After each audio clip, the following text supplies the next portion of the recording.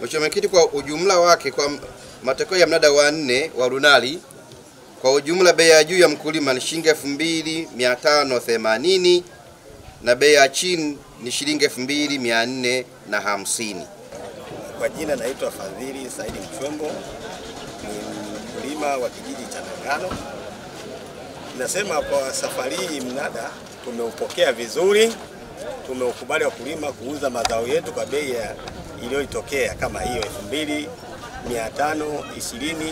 kwa 2450. Tumeridhia wakulima. Kushauri serikali ilikuwa naomba tu kwamba waangalie hizi bei, waendelee kujitahidi. Mnada unaenda vizuri, lakini wajitahidi na sisi kutuangalizia basi kwa siku nyingine hizi bei ziongezeke kidogo. Ndio ushauri wangu mkubwa huo, isaidie kusimamia minada, lakini kwa sasa tumelizia kuuza mazao yetu. Hata tunapokea, lakini kwa gharama za kilimo, sasa hivi kilimo kimekuwa kama biashara.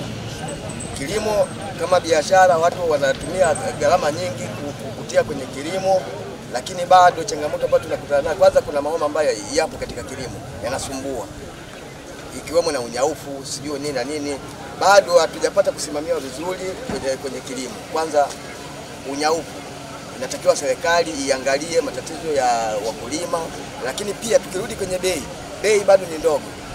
2520, 2450, bado kwa changamoto la soko la ukuta imekuwa bado ni bei ndogo. Angeangalia serikali iweze, au vyombo kwa ujumla vinavyosimamia kwa wakulima viweze kuangalia gharama na waweze kutuongezea kidogo au kana minada ambayo inakuja.